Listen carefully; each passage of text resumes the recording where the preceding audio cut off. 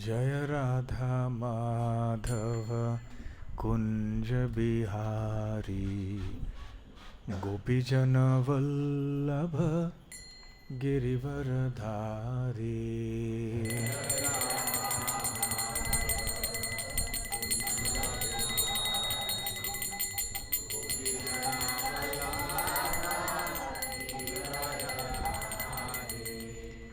जय राधा माधव कुंज बिहारी गोपीजन वल्लभ गिरिवरधारी।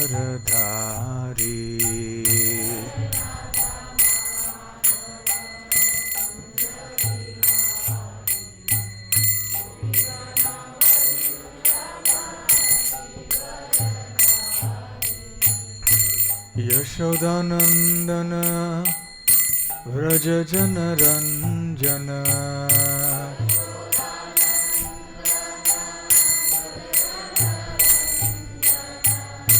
यशोदानंदन व्रज जन रंजन।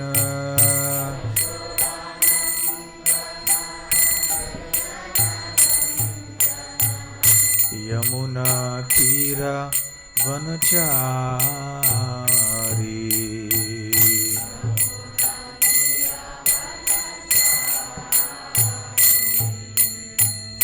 यमुना तीरा वनचारी।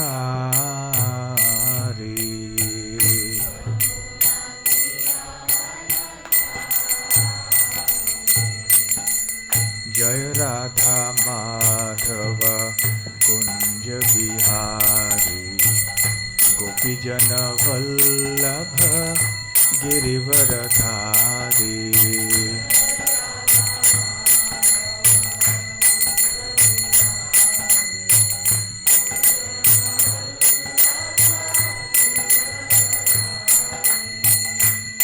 हरे कृष्णा कृष्ण कृष्ण हरे हरे हरे राम राम राम हरे हरे।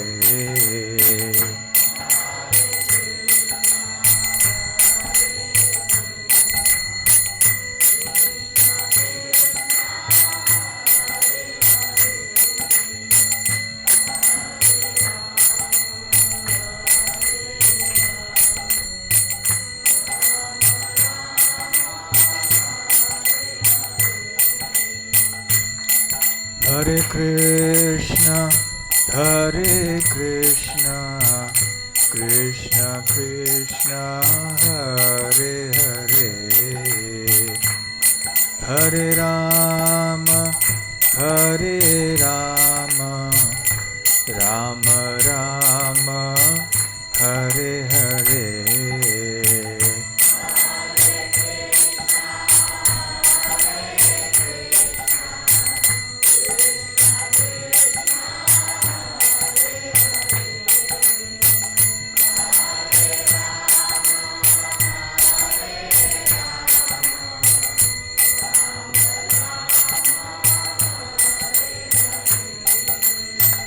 हरे कृष्णा कृष्ण कृष्ण हरे हरे हरे राम राम राम हरे हरे।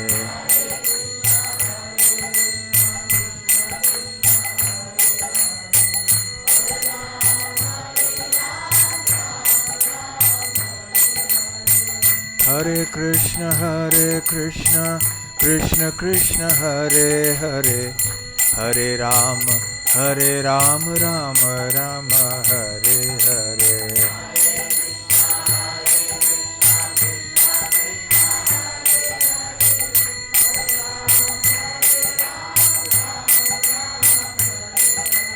हरे Krishna Krishna Krishna Hare Hare Hare Ram Ram Ram Hare Hare.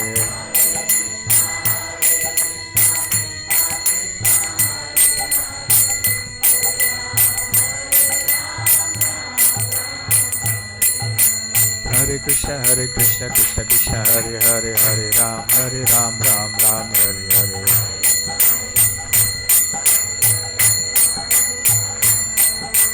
Hare Krishna Krishna Krishna Hare Hare Hare Ram Ram Ram Hare Hare.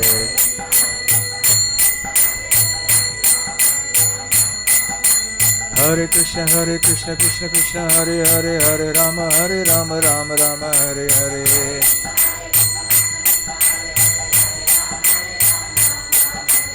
Hare Krishna Krishna Krishna Hare Hare Hare Ram Ram Hare Hare.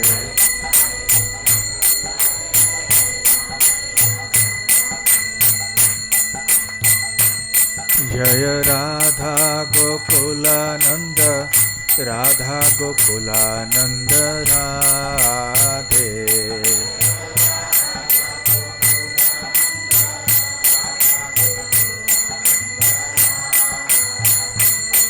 Jaya Gaura Nitai Jaya Gaura Nitai Jaya Gaura Nitai Jaya Gaura Nitai.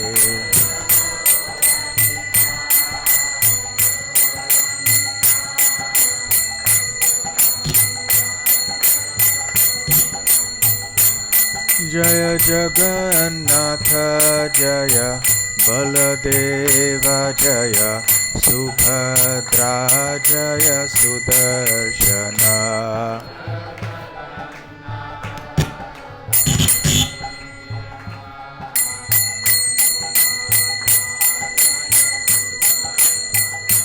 Jaya Jaya Prabhupada Prabhupada Prabhupada Jaya Prabhupada.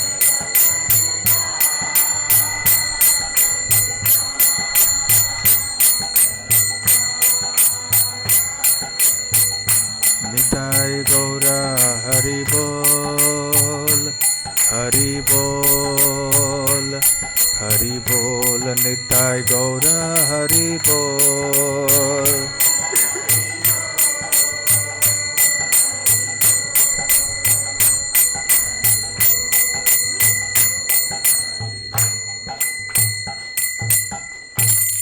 Jai Om Vishnupad Paramhansa Parivrajakaacharya Stottra Sat. His Divine Grace Abhay Charanaravinda Bhakti Vedanta Swami Srila Prabhupada Ki Jai. Ananta Koti Vaishnava Vrinda Ki Jai. Shri Shri Radha Gokulananda Ki Jai. Shri Shri Gaur Nitai Ki Jai. Shri Shri Jagannath Baladev Subhadra Mai Ki Jai. Granth-raj Srimad Bhagavatam Ki Jai. Nitai Gaur Premanande. Samaveta Bhakta Vrinda Ki Jai. Samaveta Bhakta Vrinda Ki Jai. Samaveta Bhakta Vrinda Ki Jai. Shri Shri Guru Gauranga Ki Jai.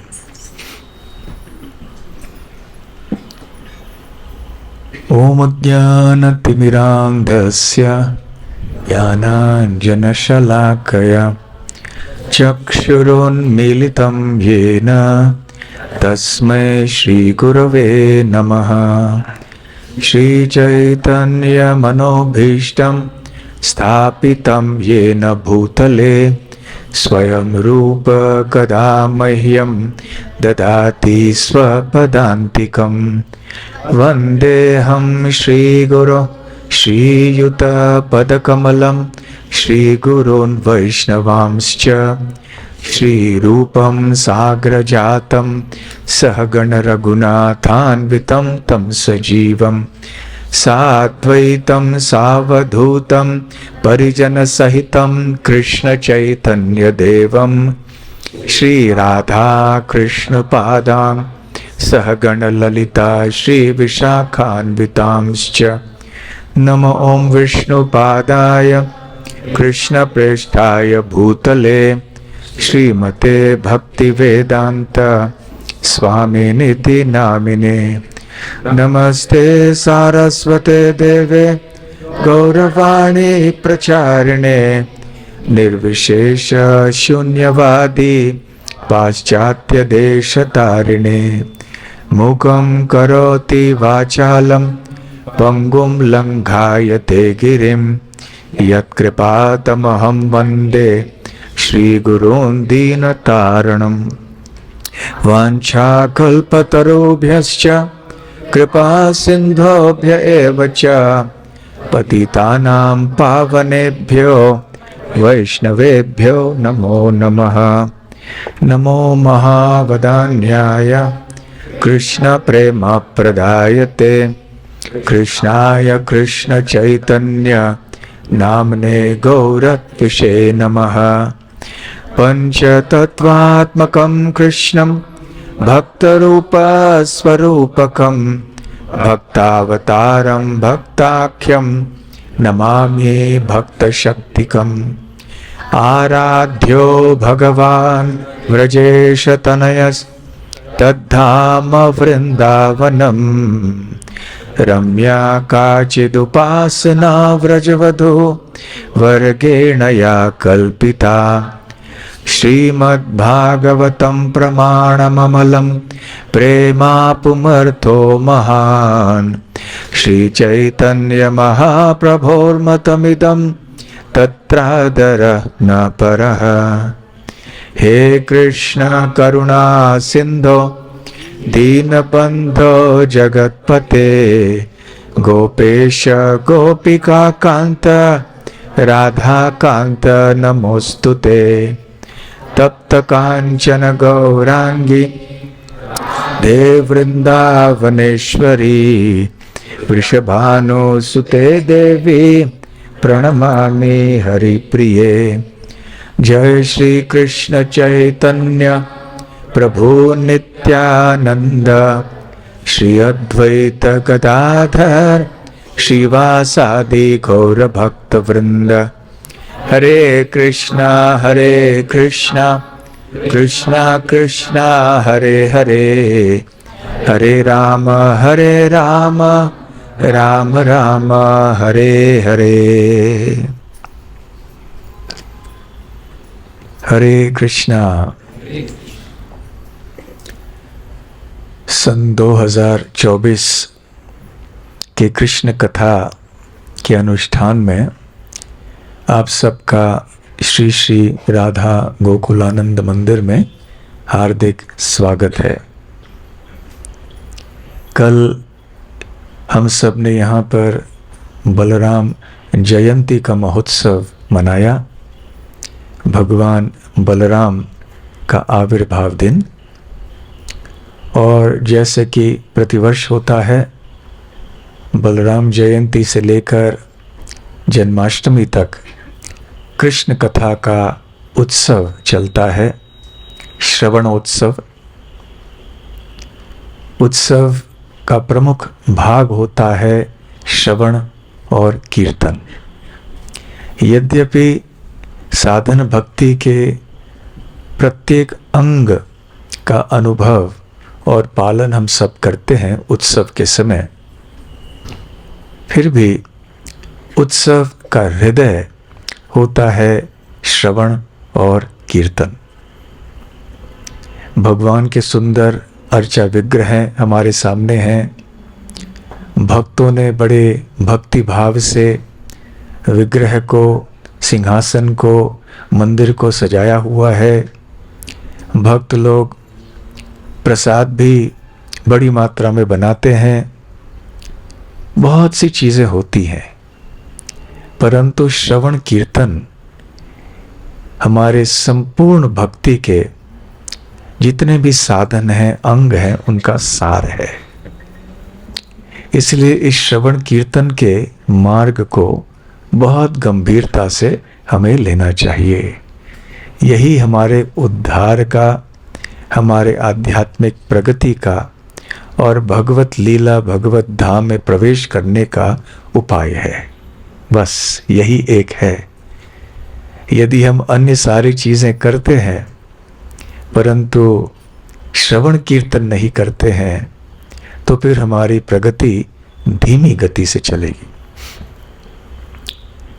पिछले अनेक वर्षों से श्रीमद् भागवतम के दशम स्कंध की चर्चा हम करते आए हैं।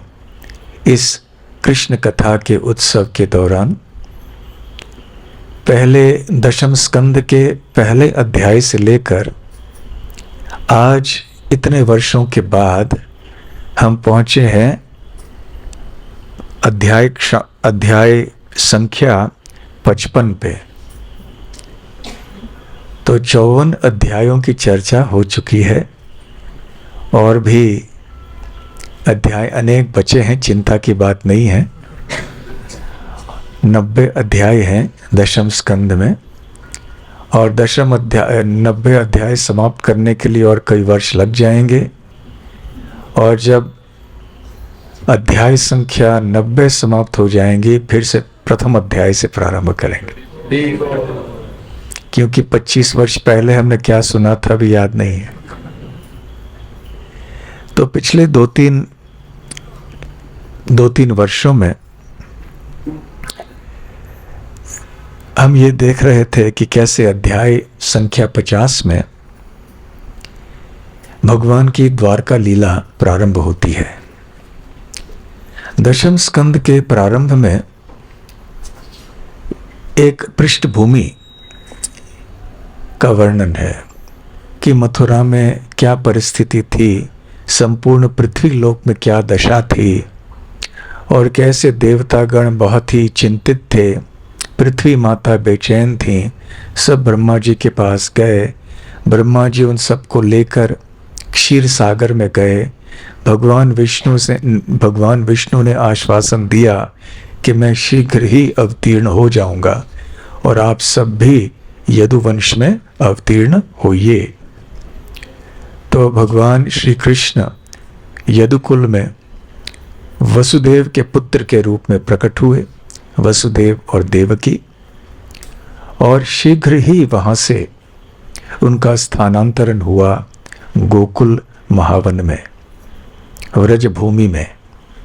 और वहां से भगवान श्री कृष्ण की अति मधुर लीलाएं शुरू हुई। बाल लीलाएं, पौगंड लीलाएं, कैशोर लीलाएं। और लगभग जब श्री कृष्ण 10.5 वर्ष के थे तो वो वृंदावन से मथुरा चले गए। लगभग 28 वर्ष की आयु तक श्री कृष्ण मथुरा में रहे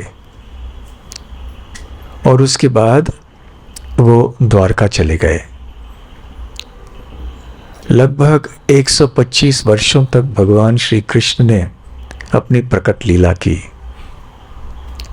तो हम अनुमान लगा सकते हैं कि द्वारका लीला में कितने वर्ष हुए, लगभग 100 वर्ष, उससे थोड़ा कम। परंतु इस समय भगवान श्री कृष्ण कई अन्य स्थानों में भी जाया करते थे, जैसे कि कभी हस्तिनापुर जाते थे, बीच में कुरुक्षेत्र भी गए, आप जानते हैं किस कारण से गए थे। परंतु द्वारका लीला की अवधि इतनी लंबी है, लगभग 100 वर्ष, फिर भी हम देखते हैं कि चैतन्य महाप्रभु के अनुयायियों के लिए, भगवान श्री कृष्ण के वृंदावन के भाव में रहने वाले भक्तों के लिए श्री कृष्ण के वृंदावन लीलाएं सबसे मधुर हैं। इसलिए भगवान श्री कृष्ण के भक्त इन वृंदावन लीलाओं को विशेष करके बार बार सुनना चाहते हैं। फिर भी क्योंकि वही श्री कृष्ण आगे चल के मथुरा में और तत्पश्चात वृंदावन द्वारका में लीला करते हैं और इन सारी लीलाओं का वर्णन श्रीमद् भागवत में शुकदेव गोस्वामी करते हैं, तो हमें भी हमारे शुद्धिकरण के लिए, हमारे भक्ति में प्रगति के लिए इन लीलाओं को भी ध्यान से सुनना चाहिए और इनके ऊपर चिंतन मनन भी करना चाहिए। तो 50वें अध्याय से भगवान श्री कृष्ण की द्वारका लीला प्रारंभ हुई।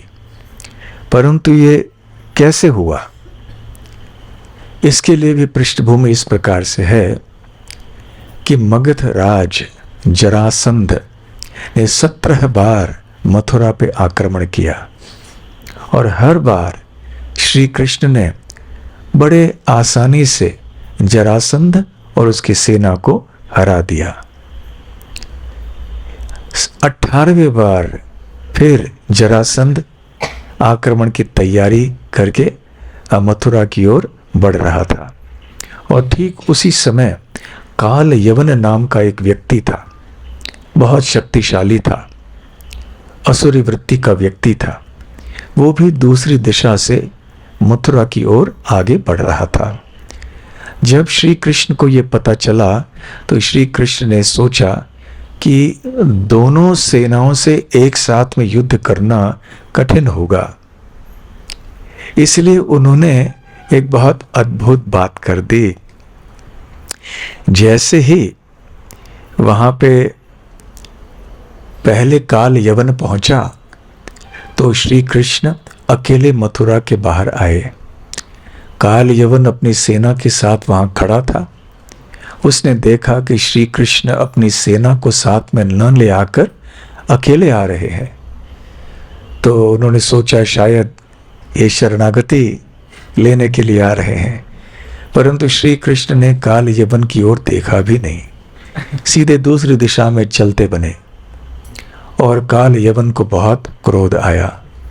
काल यवन ने श्री कृष्ण का पीछा किया, बहुत तेज गति से दौड़ने लगा। श्री कृष्ण बड़े आराम से चल रहे थे, दौड़ नहीं रहे थे।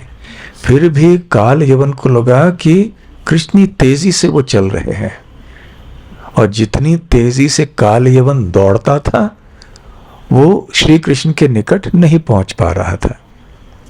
अंततः श्री कृष्ण एक पहाड़ में एक गुफे के अंदर गए। वहां एक व्यक्ति सोए हुए थे। वो एक राजा थे जिनका नाम था मुचकुंद। ये भगवान श्री कृष्ण के भक्त थे। कई वर्षों तक देवताओं के पक्ष में युद्ध करके असुरों का विनाश करने के बाद वो इतने थक गए थे कि वो यहाँ विश्राम कर रहे थे। और जब देवताओं ने उनसे पूछा कि क्या वरदान चाहिए आपको, वो इतने थक गए थे, इतनी नींद आ रही थी उनको कि उन्होंने कहा कि मुझे ये वरदान दीजिए कि मैं केवल सो जाऊं, और जो भी व्यक्ति मुझे जगाएगा, जैसे ही मेरी दृष्टि उसके ऊपर पड़ेगी उसका शरीर भस्म हो जाएगा। बड़ा विचित्र वरदान था मांगने के लिए। परंतु क्या होता है कि कभी कभी हमारा शरीर या मन जब पीड़ित होता है, कभी क्रोध से, कभी भूख से, कभी नींद से, कभी थकान से, तो हमारा मन भी विचित्र तरह से काम करता है। तो खैर, इसके पीछे और एक भी कारण था कि भगवान की लीलाओं में राजा मुचकुंद एक महत्वपूर्ण भाग निभाने वाले हैं, इसलिए भगवान की योजना से ऐसे हुआ। तो वही राजा मुचकुंद अब इस गुफे में सोए हुए थे। तो श्री कृष्ण आए वहां उस गुफे में। अंधेरा था अंदर। काल यवन उनका पीछा करता हुआ आया और उसने देखा कि यहाँ कोई सो रहा है। उसने सोचा कि श्री कृष्ण थक के यहाँ पर सो रहे हैं, तो जोर से एक लात मारी उस व्यक्ति को। उस व्यक्ति ने अपनी आंखें खोली, लाल लाल आंखें, क्रोध से कि किसने मुझे जगाया, और उनकी दृष्टि पड़ी काल यवन के ऊपर और काल यवन का शरीर भस्म हो गया। फिर राजा मुचकुंद ने देखा कि सामने एक बहुत तेजस्वी और सुंदर व्यक्ति खड़े हैं। राजा मुचकुंद ने अपना परिचय दिया और श्री कृष्ण से ने अपना परिचय भी मांगा, और फिर राजा मुचकुंद जान गए कि ये तो भगवान ही हैं, उनके आराध्य देव हैं। तो बहुत सुंदर संवाद हुआ राजा मुचकुंद और श्री कृष्ण के बीच में। भगवान ने मुचकुंद राजा के ऊपर बहुत बड़ी कृपा कर ली और फिर वापस चले आए। जब वापस चले आए तो काल यवन की सेना वहां खड़ी थी मथुरा के बाहर। बड़े आसानी से उनको पराजित कर दिया और श्री कृष्ण अंदर चले गए। अब प्रतीक्षा कर रहे थे जरासंध के आगमन की। जब जरासंध आए तो उस समय श्री कृष्ण ने एक बहुत ही अद्भुत कार्य किया। उन्होंने सोचा कि अभी इतने सारे युद्ध कर लिए, अब और ये 18वें बार ये आक्रमण कर रहा है, तो मेरी प्रजा को कितना कष्ट होगा। तो इसलिए मैं ऐसे करता हूं, मैं मेरी प्रजा को द्वारका ले जाता हूं। तो बीच समुद्र में मैं एक ऐसे शहर का निर्माण करता हूं, नगर का निर्माण करता हूं जो अद्वितीय होगा, अतुलनीय होगा, और ऐसे स्थान में मेरी प्रजा को मैं स्थानांतरित करूंगा जबकि वो सो रहे होंगे रात में। तो मथुरावासी जब रात में चैन की नींद सो रहे थे, जो कृष्ण के शरण में रहता है वो तो चैन की नींद ही सोता है, जो कृष्ण के शरण में नहीं आता रहता है वो बेचैन रहता है बेचारा। तो खैर चैन की नींद सो रहे थे, और जब वो उठे तो द्वारका में उठे, और फिर श्री कृष्ण बाहर निकल आए मथुरा से, और फिर भी चलते बने कृष्ण और बलराम दोनों। इस बार भी जरासंध ने देखा कि अरे ये युद्ध से भाग रहे हैं। तो जरासंध ने ललकारा। श्री कृष्ण और श्री बलराम ने ध्यान नहीं दिया जरासंध के ऊपर, और वो चलते रहे। प्रवर्षण नाम के एक पर्वत के ऊपर चढ़े तो जरासंध अपनी सेना के साथ उनका पीछा करता हुआ आया, और जब देखा कि कृष्ण और बलराम ऊपर गए हैं तो सारे पर्वत के आसपास में जाके आग लगा दी। सारे पर्वत के ऊपर जितने भी पेड़ आदि थे वो सब जलने लगे और आग ऊपर की ओर जा रही थी। उधर श्री कृष्ण और बलराम प्रवर्षण नाम के पर्वत के ऊपर गए और वहां से उन्होंने छलांग मार दी। यद्यपि ये पर्वत बहुत ऊंचा था, फिर भी भगवान के लिए कूदने में तनिक भी असुविधा नहीं हुई, और दोनों भगवान कृष्ण और बलराम जमीन पे आसानी से आए और फिर चले गए। जैसे जब कोई विमान आदि आसमान में जाके फिर से उतरता है जमीन पे, आप में से जो हवाई जहाज में बैठे हैं आप जानते हैं कि जब हवाई जहाज जमीन पे फिर आ जाता है तो बहुत बड़ा झटका पड़ जाता है। तो कभी कभी तो बहुत ज़्यादा ही होता है। इसलिए अंग्रेजी में जब अच्छी तरह से ज़मीन में हवाई जहाज़ आ जाता है उसको कहते हैं सॉफ्ट लैंडिंग। बहुत धीमी गति से आराम से आके वो वो रह जाता है। तो कृष्ण और बलराम की सॉफ्ट लैंडिंग हो गई ज़मीन पे, कोई कठिनाई नहीं थी। ऐसे नहीं कि ऊपर से हम कोई कूदते हैं, पहले मंजिल से भी कूदते हैं तो पैर के हड्डियां वगैरह टूट जाते हैं, वो सॉफ्ट लैंडिंग नहीं होता है। परंतु कृष्ण बलराम आसानी से आए और वो चले गए, द्वारका की ओर चलते हुए गए। उधर जरासंध ने सोचा कि अब श्री कृष्ण और बलराम की मृत्यु हो गई, और अपनी सेना को लेकर वो वापस मगध चला गया।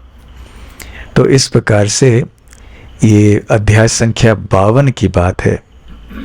आगे चल के अब श्री कृष्ण की एक बहुत महत्वपूर्ण लीला शुरू हुई, द्वारका लीला यहाँ से शुरू हुई। और श्री कृष्ण ने जब युद्ध भूमि छोड़कर द्वारका की ओर जाना ठीक समझा तो इसलिए उनका नाम हुआ रणछोड़। जो रणभूमि या युद्ध भूमि को छोड़कर जो भाग जाते हैं उनका नाम हो रणछोड़। साधारणतः यदि कोई सैनिक ऐसे करता है तो ये बहुत एक निंदनीय बात होती है और उसे बल्कि दंड मिलता है। परंतु श्री कृष्ण ने जब ऐसा किया तो हम उनका गुणगान करते हैं, उनकी प्रशंसा करते हैं कि देखो ये रणछोड़ है। तो इसलिए भगवान की नकल करने का प्रयास भी नहीं करना चाहिए। तो वैसे भगवान ने रणभूमि क्यों छोड़ी, इसके पीछे कई कारण हो सकते हैं। एक कारण ये है कि अपनी प्रजा को वो कष्ट से बचाना चाहते थे। दूसरा कारण ये है कि उनको द्वारका लीला आरंभ करनी थी, 125 साल थे और अब वो कैशोर अवस्था से युव अवस्था तक भी पहुंच गए थे। और एक कारण ये था जो बहुत गोपनीय कारण है कि भगवान श्री कृष्ण जो कि सर्वज्ञ हैं, भूत वर्तमान भविष्य काल के तीनों ही वर्गों को जानते हैं, वो समझ गए कि राजा भीष्मक जो कि कुंडिन या कौंडिन्यपुर विदर्भ के राजा हैं, उनकी पुत्री रुक्मिणी देवी उनसे विवाह करना चाहती हैं और वो एक पत्र भेजने वाली हैं श्री कृष्ण को। तो श्री कृष्ण समय पर पहुंचना चाहते थे इस पत्र को स्वीकार करने के लिए और द्वारका लीला प्रारंभ करने के लिए। तो ये गोपनीय कारण है श्री कृष्ण की रणछोड़ लीला के पीछे। तो खैर श्री कृष्ण तो आ पहुंचे। वहां पर रुक्मिणी देवी ने एक पत्र भेजा। रुक्मिणी देवी की आयु कम थी, कन्या थी वो, फिर भी उन्होंने अपना हृदय श्री कृष्ण के ऊपर लगा दिया था। उन्होंने ये ठान लिया था कि मैं श्री कृष्ण से ही विवाह करने वाली हूं और किसी से नहीं।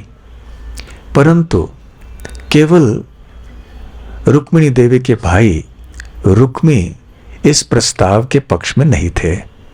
राजा भीष्मक और जितने भी अन्य परिवार के सदस्य थे उनको ये प्रस्ताव अच्छा लगा, परंतु रुक्मी जो रुक्मिणी देवी का भाई था उसे ये पसंद नहीं था। रुक्मी की इच्छा थी कि उसकी बहन का विवाह उसके मित्र शिशुपाल से होना चाहिए, चेदिराज के पुत्र, दमघोष के पुत्र। तो इसलिए राजा भीष्मक जो अपने पुत्र से भी प्यार करते थे, उन्होंने सोचा कि पुत्र को क्रोधित नहीं करना चाहिए, तो ठीक है मेरी पुत्री रुक्मिणी का विवाह शिशुपाल से किया जाए। तो जब ऐसी घोषणा हो गई तो रुक्मिणी देवी बहुत चिंतित हो गईं और उन्होंने एक विश्वसनीय ब्राह्मण को बुलाया और एक पत्र लिख के भेजा और कहा उनसे कि कृपया आप द्वारका जाइए, वहाँ श्री कृष्ण रहते हैं, श्री कृष्ण के कर कमलों में आप ये पत्र रख दीजिए और उनका क्या उत्तर है शीघ्र शीघ्र लौट के मुझे बताइए।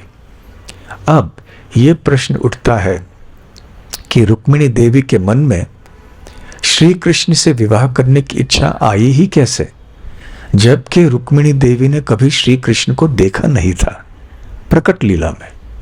वैसे अब प्रकट लीला में भगवान के धाम में जहाँ गोलोक वृंदावन है, मथुरा है, द्वारका भी है, वहाँ तो रुक्मिणी देवी और श्री कृष्ण द्वारकाधीश अनादिकाल से नित्य रूप से निवास करते हैं। फिर भी प्रकट लीला में तो उन्होंने कभी श्री कृष्ण का दर्शन नहीं किया था। तो फिर श्री कृष्ण से विवाह करने की इच्छा कैसे हुई? न उस समय व्हाट्सएप था, न फेसबुक था, न कोई टीवी था, न कोई किताबें थी, न कुछ। तो कैसे पता चला, कैसे इच्छा उत्पन्न हुई?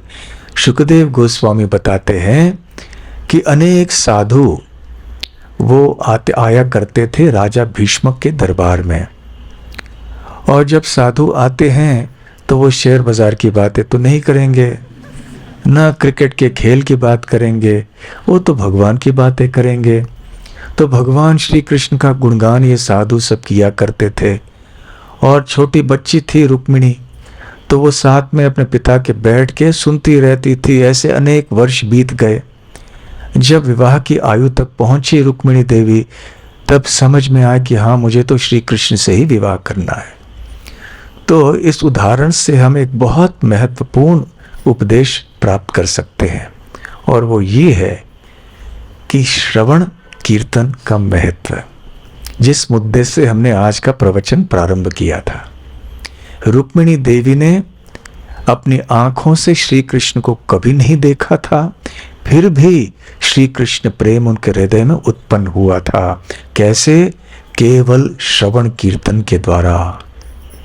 साधुओं की मुखारविंद से प्रतिदिन प्राय रुक्मिणी देवी कृष्ण का गुण गौरव सुनती रहती थी और फिर जो वो श्रवण करती थी बड़े ध्यान से सुनती थी और उसके ऊपर चिंतन मनन करती थी। तो श्रवण ध्यान से करना चाहिए और जब ध्यान से श्रवण करते हैं तो उस श्रवण किए हुए विषय के ऊपर बाद में जाके भी चिंतन मनन करना चाहिए। अनेक वर्ष पूर्व यहाँ भी हमारे मंदिर में जब प्रातः काल में श्रीमद् भागवतम प्रवचन हुआ करता था तो उसके बाद हम सब लोग एक गोलाकार में बैठते थे। जितने भी भक्त वहाँ उपस्थित थे उस भागवत प्रवचन में, प्रवचन के बाद सब लोग गोलाकार में बैठ के एक एक बात कहते थे जो कि उन्होंने प्रवचन में सुना, जो उनको याद था। क्योंकि अक्सर भक्तों की शिकायत ये होती है कि हम जो भी पढ़ते हैं सुनते हैं शीघ्र ही भूल जाते हैं। क्यों भूल जाते हैं? क्योंकि श्रवण ध्यान से नहीं करते पहली बात, और ध्यान से करते भी हैं तो स्मरण नहीं करते अर्थात चिंतन मनन नहीं करते हैं, इसलिए जल्दी से भूल जाते हैं। परंतु श्रवण करने के बाद यदि हमने कीर्तन किया अर्थात जो हमने सुना है उसी बात को हमने दोहराया किसी से और ऐसे हम करते रहे तो उसके बाद क्या होगा? स्मरण होगा। इसलिए प्रहलाद महाराज जब भक्ति की परिभाषा देते हैं तो वो क्या कहते हैं? श्रवणम कीर्तनम विष्णु स्मरणम। तो पहले श्रवणम, फिर कीर्तनम, फिर स्मरणम। तो जो हम श्रवण करते हैं उसका कीर्तन करना चाहिए। किसी को भी पकड़िए, घर में जो मिलते हैं बिठाइए उनको। भले परिवार के सारे सदस्य प्रवचन में बैठे हुए भी हों, लेकिन घर में जाके भी एक एक करके बताइए, हाँ आपने क्या सुना।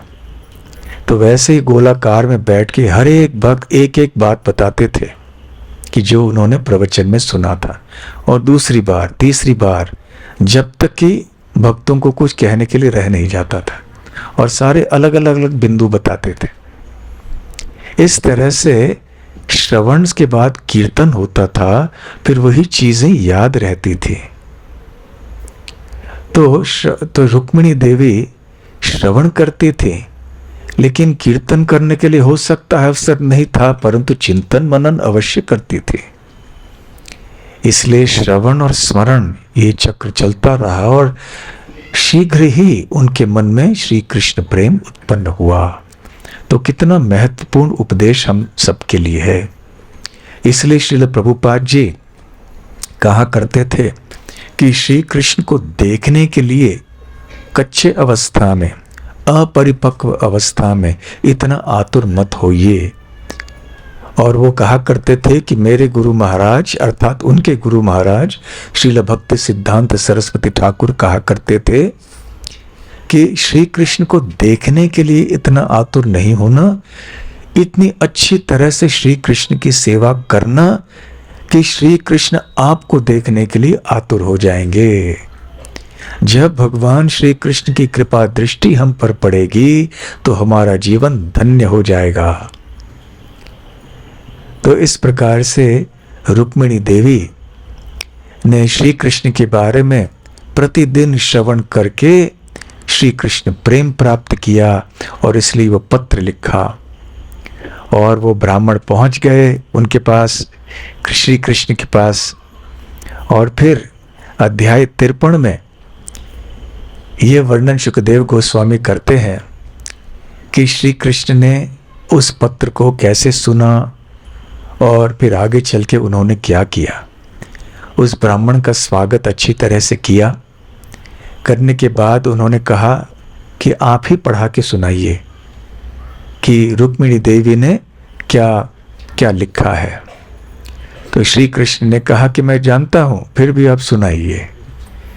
तो फिर ब्राह्मण ने पढ़ के सुनाया और रुक्मिणी देवी ने विवाह का प्रस्ताव लिखा था उसमें। उन्होंने कहा था कि मैं आपसे ही विवाह करना चाहती हूं, इसलिए शीघ्र आप यहाँ पे चले आइए। 3 दिन बाद मेरा विवाह होना है शिशुपाल से, और मैं शिशुपाल से विवाह नहीं करना चाहती, केवल आपसे विवाह करना चाहती हूँ, और यदि आप नहीं आए तो मैं प्राण त्याग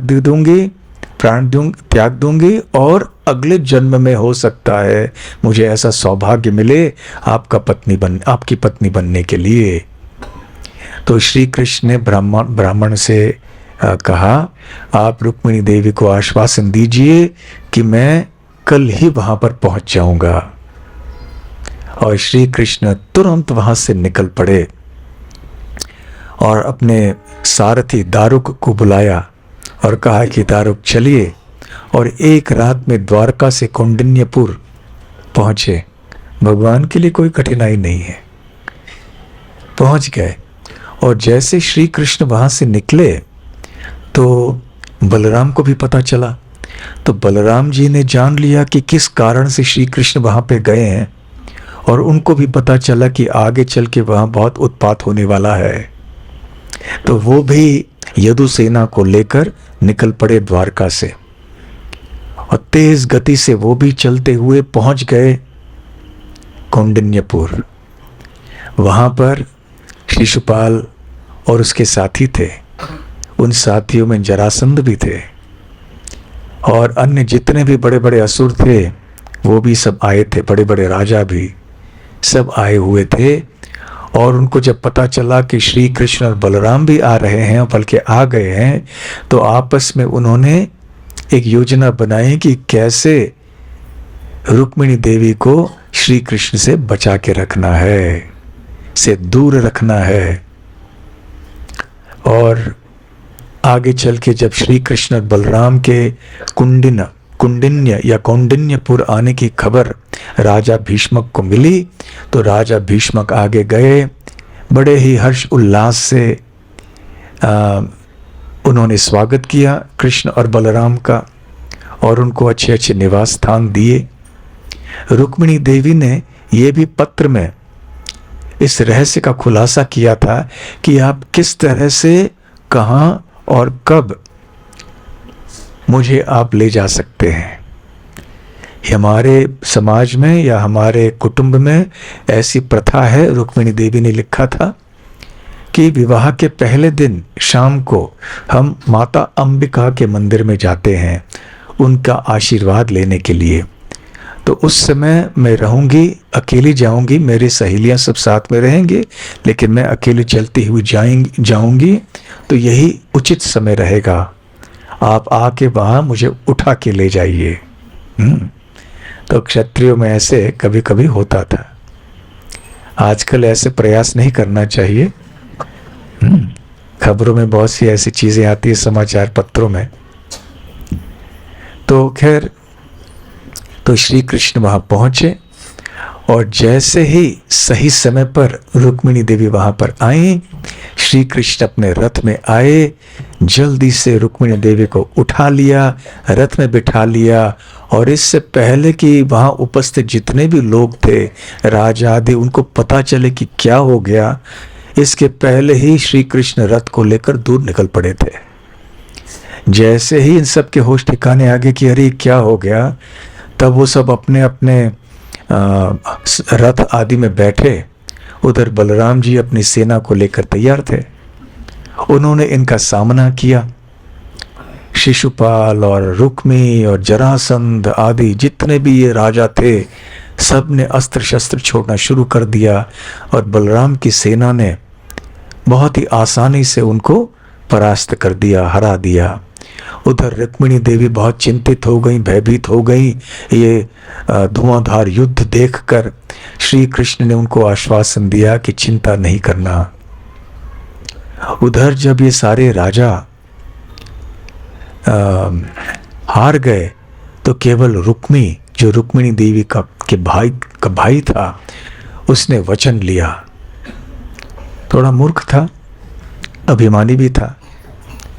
उसने कहा, सबके सामने घोषणा की।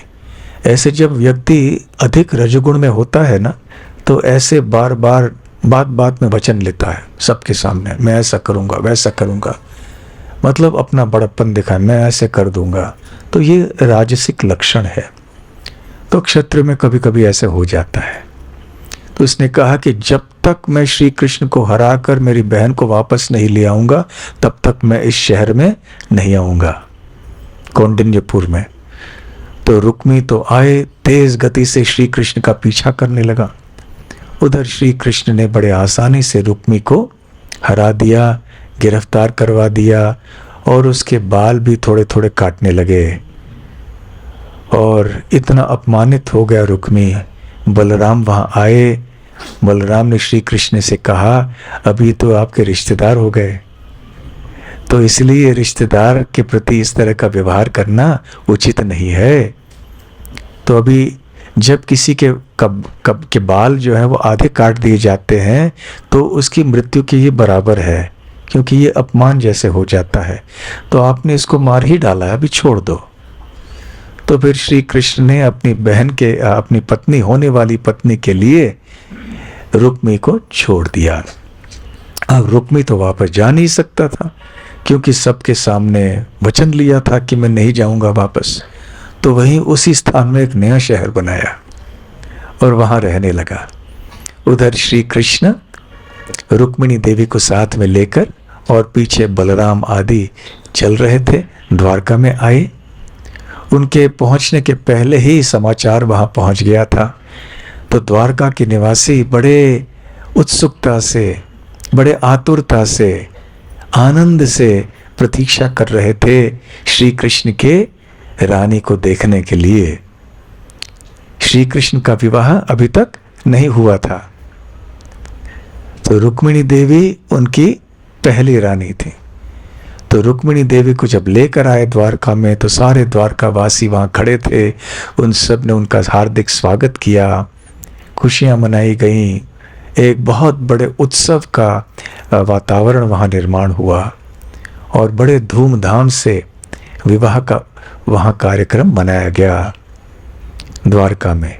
इस तरह से रुक्मिणी देवी श्री कृष्ण की पहली रानी या पहली पत्नी बन गई द्वारका लीला में।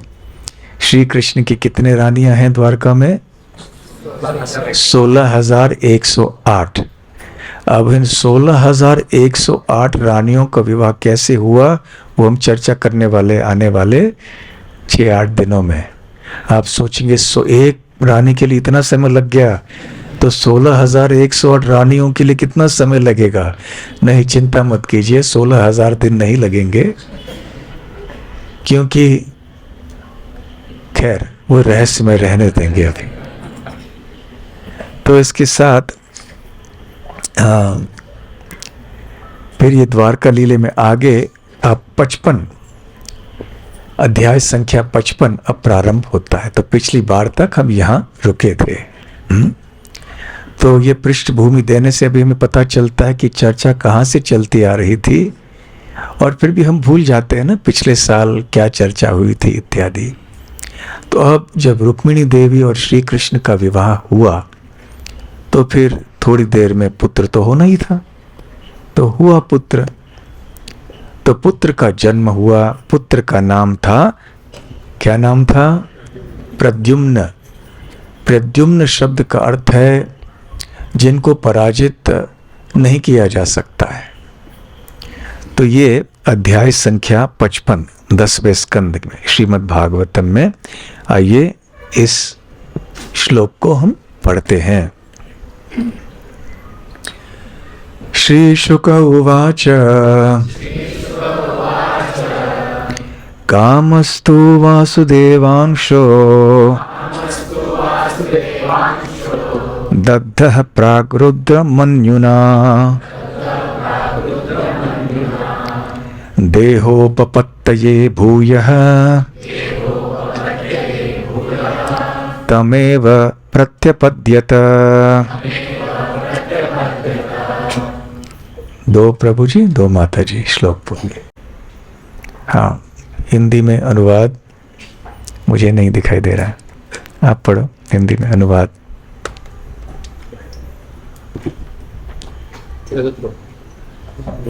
हाँ, अनुवाद श्रील प्रभुपाद के द्वारा।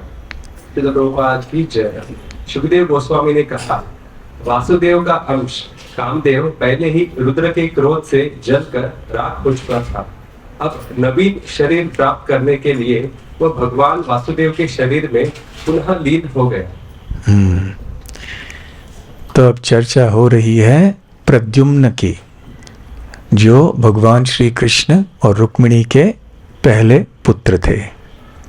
देखिए, भगवान श्री कृष्ण के 16,108 रानियां थी। हर एक रानी से इनको 10 पुत्र हुए। तो फिर श्री कृष्ण के पुत्रों की संख्या कितनी हुई? आप में से जो गणित में अच्छे हैं, आप अनुमान लगाइए। और आगे चल के उनके भी और कई पुत्र हुए। इस प्रकार से यदुवंशियों की संख्या की कोई सीमा ही नहीं थी। और इन सब में, इन समस्त पुत्रों में प्रद्युम्न प्रथम थे। तो प्रद्युम्न कौन है ये? तो यहां पर तात्पर्य में, वैसे कृष्ण पूर्ण पुरुषोत्तम इस ग्रंथ में श्रील प्रभुपाद जी समझाते हैं कि कामदेव ये एक देवता है, जीव तत्व है, एक जीवात्मा है वो, और वो अधीन रहते हैं इंद्र आदि के। ये जीव गोस्वामी पाद भी बताते हैं। इंद्र जैसे, इंद्र तो देवराज हैं इस ब्रह्मांड के भीतर, तो इंद्र के अधीनस्थ रहते हैं कामदेव। परंतु कामदेव अब लीन हो गए, कामदेव की आत्मा अब लीन हो गई किनमें? वासुदेव से विस्तार होने वाले प्रद्युम्न में। नहीं चलेगा, ठीक है। तो यहां तात्पर्य में श्रील जीव गोस्वामी पाद बताते हैं कि ये जो प्रद्युम्न है, जो श्री कृष्ण के पहले पुत्र हैं, वो चतुर्विह संकर्षण प्रद्युम्न अनिरुद्ध वासुदेव के प्रद्युम्न हैं। अर्थात वो विष्णु तत्व हैं, वो जीव तत्व नहीं है। रुक्मिणी देवी भी लक्ष्मी देवी के विस्तार हैं, इसलिए वो भी जीव तत्व नहीं है। तो भगवान श्री कृष्ण विष्णु तत्व है और रुक्मिणी देवी शक्ति तत्व है। उनके जो पुत्र हैं प्रद्युम्न, ये भी विष्णु तत्व हैं। परंतु कामदेव जब उनका शरीर भस्म हो गया तो उनका फिर उनकी आत्मा जो है वो प्रद्युम्न में आके मिल गई।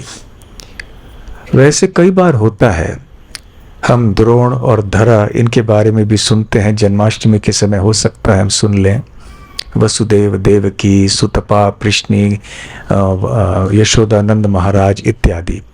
तो ऐसे कई बार देखा जाता है कि एक आत्मा किसी दूसरे महान भक्त में विलीन हो जाती है। ऐसा नहीं कि इन दोनों का अस्तित्व समाप्त हो जाता है, परंतु उस महान भक्त के भाव का अनुभव लेने के लिए ये आत्मा उनमें सम्मिलित हो जाते हैं। उनका अस्तित्व समाप्त नहीं हो जाता कभी भी। तो इसी तरह से यहाँ पर भी ऐसे ही हुआ। तो यहाँ बताया गया है कामस्तु वासुदेवांशो, तो ये वासुदेव के अंश हैं, ये प्रद्युम्न है। दग्धः प्राग रुद्र मन्युना, रुद्र अर्थात शिवजी, मन्युना अर्थात जलाए गए तो क्रोध से, तो दग्ध जला दिया गया।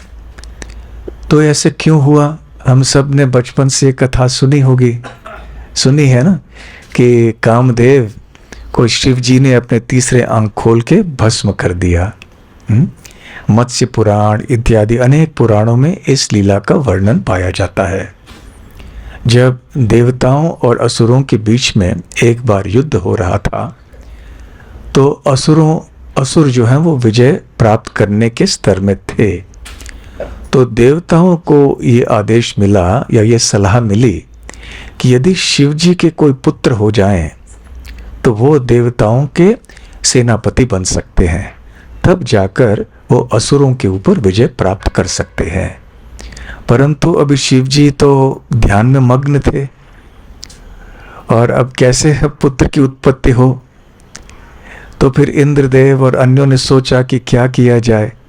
फिर उन्होंने कामदेव को बुलाया कि शिव जी का ध्यान भंग करो, क्योंकि अभी पुत्र की उत्पत्ति करनी है।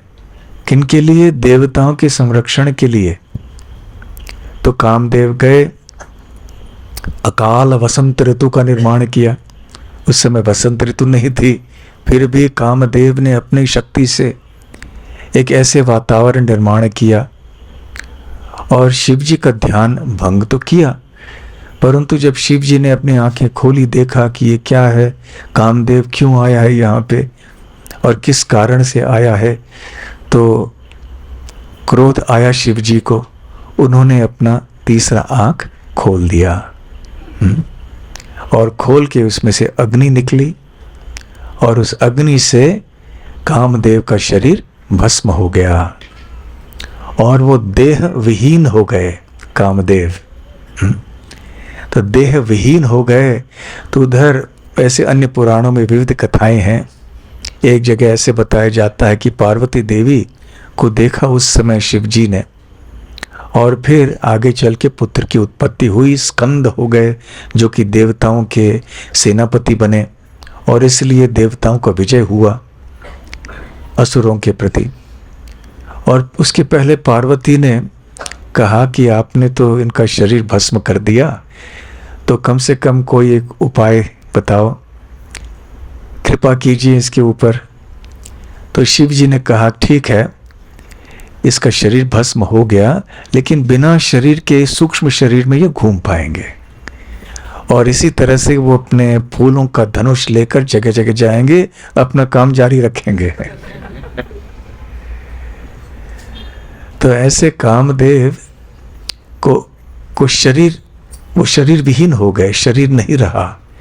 इसलिए कामदेव का एक नाम है अनंग, जिनका कोई अंग या शरीर नहीं है। कामदेव के कई नाम हैं, जैसे मनमथ, मदन, कंदर्प और अनंग, ये सारे कामदेव के अनेक नाम हैं। तो कामदेव को अभी इस तरह से घूमना पड़ता है, तो उनको भी अच्छा नहीं लगा, एक शरीर चाहिए। तो उनको यहाँ वासुदेव से उत्पन्न होने वाले, वासुदेव से विस्तार होने वाले जो प्रद्युम्न थे, उनके शरीर में वो मिल गए। तो ऐसे ये जो तत्व की बात होती है, कभी कभी बहुत ज़्यादा सूक्ष्म और समझने के लिए थोड़े कठिन होते हैं, हमारे बुद्धि के भी कभी कभी परे हो जाते हैं। तो खैर, अब कंदर्प का काम क्या है? मोहित करना सबको, मोहित करना, ताकि सब अपने अपने संबंधों में लग जाएं। परंतु श्री कृष्ण का नाम क्या है? अनंग मोहन। अनंग अर्थात कंदर्प को भी मोहित करने वाले। यह और एक नाम श्री कृष्ण का है मदन मोहन। मदन अर्थात कामदेव। तो श्री कृष्ण कामदेव को भी मोहित करते हैं। कामदेव सभी को मोहित करते हैं, परंतु श्री कृष्ण कामदेव को मोहित करते हैं। ब्रह्मा जी भी इस बात की पुष्टि करते हैं ब्रह्म संहिता में। कौन सा श्लोक? वेणुं क्वणन्तमरविन्ददलायताक्षं बर्हावतं समसिताम्बुदसुन्दराङ्गं कन्दर्पकोटिकमनीयविशेषशोभं गोविन्दमादिपुरुषं तमहं भजामि। तो श्री कृष्ण के अद्भुत सौंदर्य का वर्णन इस श्लोक में पाया जाता है। ब्रह्मा जी कहते हैं श्री कृष्ण क्या करते हैं? वेणुम क्वणंतम, वेणु बजा रहे हैं और साथ साथ अरविंद दल आयत अक्षम, तो उनकी जो आंखें हैं अक्ष, वो खिले हुए हैं। आयत कैसे खिले हो? कमल पुष्पों के समान खिले हुए हैं। अरविंद दल, अरविंद अर्थात कमल, तो अरविंद के दल, खिले हुए दल के समान उनकी आंखें हैं। वेणुम क्वणंतम अरविंद दलायताक्षम बर्ह अवतमसम, बरह अर्थात मोर पंख। भगवान श्री कृष्ण मोर पंख को धारण करते हैं ना, कहाँ पे? अपने बाल में, सर पे। इसलिए ये जो अवतमसम है, ये एक सर का आभूषण होता है। तो बरहावतामसम का मतलब है कि मोर पंख को अपने बाल में उन्होंने आभूषण के रूप में रखा है। असित अम्बुद सुंदरांगम। असित अम्बुद, असित अर्थात सांवला रंग है ये एक। और अम्बुद अर्थात बादल, अम्बु अर्थात जल, द मतलब प्रदान करने वाला। तो बादल को कभी अम्बुद भी कहते हैं। तो असित अम्बुद, तो भगवान श्री कृष्ण की शरीर की कांति असित अम्बुद है। वर्षा ऋतु के नवजात बादल का जो रंग होता है, उसी प्रकार का रंग श्री कृष्ण का है। बल्कि हमें उल्टा कहना चाहिए कि जो नवजात एक बादल है वर्षा ऋतु का, उसका रंग श्री कृष्ण की समान है। तो ये उपमाएं हैं जो कि हमारे लिए बहुत महत्वपूर्ण होती हैं, क्योंकि आध्यात्मिक विषयों को समझने के लिए हमारे लिए बहुत मुश्किल है। इसको शाखा चंद्र न्याय कहते हैं। थोड़ा इंगित करना कि चलो ऐसे है भगवान की कांति, ऐसा है भगवान का सौंदर्य। फिर सुंदरांगम, कि उनका अंग जो है बहुत सुंदर है। और फिर ब्रह्मा जी कहते हैं कंदर्प कोटि कमनीय विशेष शोभम, उनकी शोभा या उनका सौंदर्य बहुत विशेष है। विशेष शोभम, कितना विशेष है उनका सौंदर्य? कंदर्प कोटि कमनीय, कि कोटि कंदर्प या कामदेवों को वो मोहित करने वाली है उन भगवान श्री कृष्ण का सौंदर्य।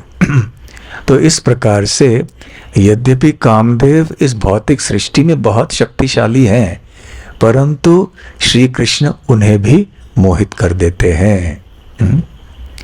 तो खैर अभी यहाँ पे इनकी पहचान दी गई है कामदेव और प्रद्युम्न की। तो श्री जीव गोस्वामी ये भी बताते हैं कि मूल कामदेव वास्तव में भगवान प्रद्युम्न है, मूल रूप। तो जैसे कि मूल इंद्र तो कृष्ण है, इंद्र का मतलब राजा।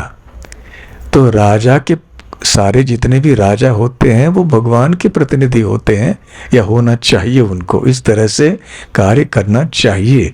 नहीं करते होंगे वो अलग बात है।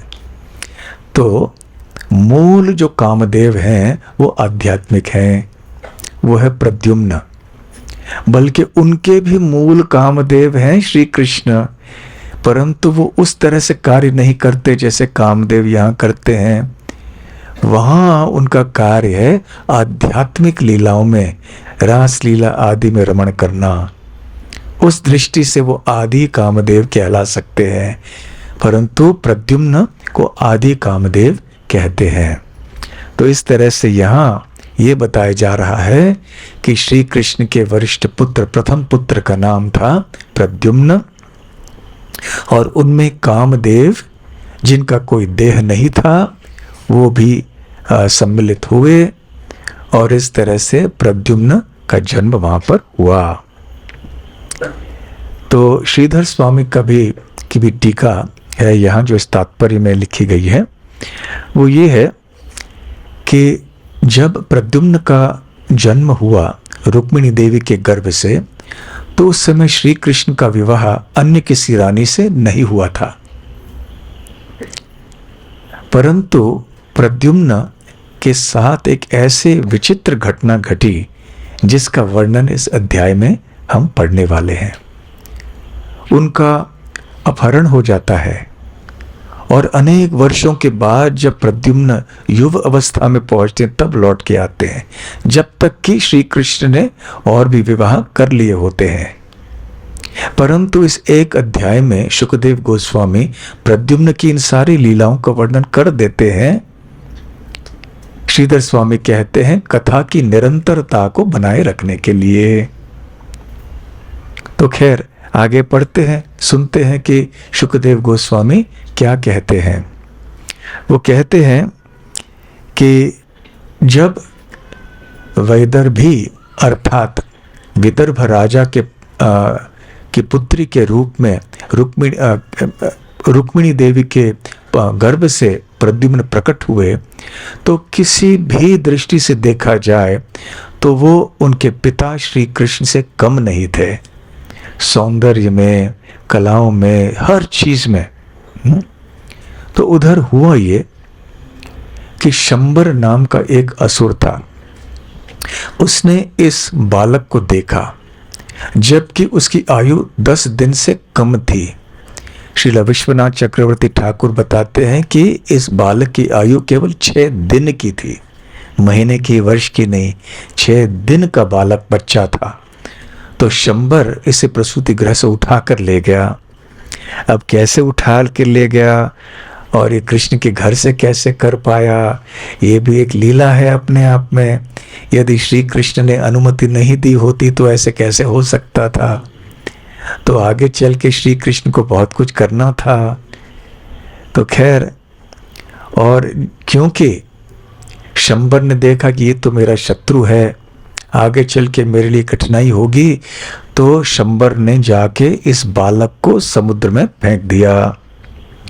उधर हुआ ये कि एक बहुत विशाल मछली वहां से तैर के जा रही थी। तो उस मछली ने देखा कि ये कौन गिर पड़ा यहाँ पे, तो उसने अपना मुंह खोल दिया, बच्चे को मुंह के अंदर ले लिया।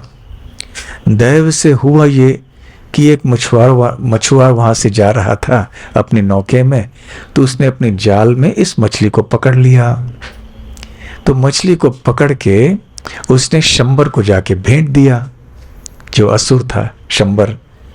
अब शंबर को पता नहीं है कि जिस बच्चे को उसने समुद्र में फेंक दिया वही बच्चा इस मछली के अंदर है, और वही बच्चा अभी उसके घर में आ गया है, रसोई घर में आ गया। तो फिर शंबर ने इस मछली को अपने रसोई घर में भेज दिया। अब रसोई घर में अनेक रसोइया थे, उनमें से एक महिला थी जिसका नाम था मायावती। तो ये मायावती को ये मछली मिली, तो जब मछली काट दी गई तो देखा अंदर से एक बच्चा आ गया, मनुष्य बच्चा, मछली का बच्चा नहीं, मनुष्य बच्चा आ गया। अरे, और वो भी इतना सुंदर। तो सब लोग आश्चर्यचकित हो गए कि ये कैसे हुआ। तो उस बच्चे को उन्होंने मायावती के हाथों सौंप दिया। अब ये मायावती कौन थी, तो यहां बताया जाता है, शुकदेव गोस्वामी कहते हैं कि वास्तव में ये पूर्व जन्म में ये कामदेव की पत्नी थी, रति। कामदेव की पत्नी का नाम है रति, रति देवी। और उसे पता था कि मेरे पति की सदगति ऐसे होने वाली है, वो प्रद्युम्न के रूप में यहाँ प्रकट होने वाले हैं। तो इसलिए वो यहाँ पर प्रकट हो गई। और यहाँ पे इसके पीछे भी कई और कहानियाँ हैं, कथाएं हैं, जिनकी चर्चा हम नहीं करेंगे अभी।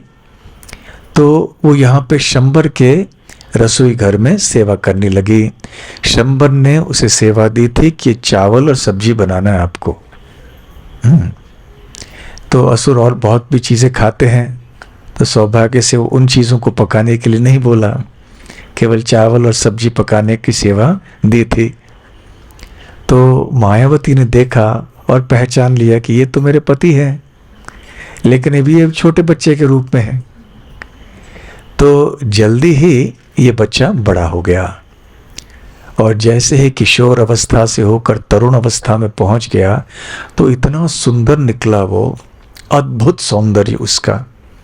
तो उस समय रति देवी ने ये रहस्य का खुलासा किया प्रद्युम्न के सामने, और कहा कि वास्तव में मैं आपकी पत्नी हूं, और आप इस शंबर नाम के असुर का वध करना, और मैं महामाया नाम का एक मंत्र आदि आपको देती हूं, जिसके द्वारा आप इसके माया जाल को वश में कर पाओगे।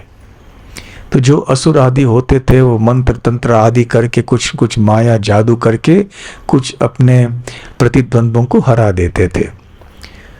तो रति देवी ने अपने पति प्रद्युम्न को ऐसी महामाया की कला सिखा दी, ऐसे मंत्र सिखा दिए जिसके द्वारा प्रद्युम्न शंबर को हरा पाए। तो पहले तो प्रद्युम्न गए वहां पर शंबर असुर के पास में और जोर जोर के से अपशब्द कह के उसको ललकारा। तो शंबर को आया बड़ा गुस्सा और वो आया और वहाँ पे धुआंधार युद्ध हो गया। उसने अपना गदा छोड़ दिया और प्रद्युम्न ने अपने गदे से उस गदे को मार के हटा दिया। और उसके बाद एक के बाद अलग अलग प्रकार के जादू और माया के अस्त्र ये शंबर बरसाने लगा प्रद्युम्न के ऊपर। परंतु क्योंकि प्रद्युम्न बिल्कुल सक्षम थे, प्रद्युम्न ने भी अपनी महामाया शक्ति का प्रयोग करके शंबर को हरा दिया। अंततः प्रद्युम्न ने अपने तलवार से शंबर की गर्दन काट दी। उसके लाल मूछें थी इत्यादि, वो मुख गिर पड़ा। और फिर आकाश पथ से रति देवी प्रद्युम्न को ले गई। आकाश पथ से ले जाके जबकि देवगण सब फूलों की वृष्टि कर रहे थे क्योंकि ऐसा भयानक असुर का वध हो गया, और सीधे वो ले गई वहां पर द्वारका में। और द्वारका में कहाँ? श्री कृष्ण के राजमहल के अंतःपुर में जहाँ पर उनकी रानी रहती थी, जहाँ पे रानी की जितने भी सहेलियाँ रहती उनकी सेवा करने के लिए दासियाँ रहती थी उस स्थान में, और भी अनेक महिलाएं वहाँ रहती थीं। तो जैसे ही प्रद्युम्न वहाँ पर पहुँचे रति देवी के साथ, तो वहाँ सारी महिलाएं आश्चर्यचकित हो गईं, पूरी तरह से विस्मित हो गईं, क्योंकि उन्हें लगा कि साक्षात श्री कृष्ण ही आए हैं। बल्कि प्रारंभ में उन्हें यही लगा कि श्री कृष्ण ही आए हैं। धीरे जैसे जैसे वो निकट आए और गौर से ध्यान से उन्होंने देखा तो सूक्ष्म अंतर उनको दिखाई पड़े और पता चला कि ये कृष्ण नहीं है। उधर रुक्मिणी देवी भी वहां पर आई। तो रुक्मिणी देवी को भी बड़ा आश्चर्य लगा। रुक्मिणी देवी ने सोचा कि अरे ये कौन है, ये यदि मेरा, रुक्मिणी देवी क्या कहती हैं, ऐसे सोचने लगे। शुकदेव गोस्वामी कहते हैं, कौन वयम नर वैदूर्यः कस्य वा कमलेक्षणः धृतः कया वा जठरे केयम लब्ध्वा त्वनेन वा।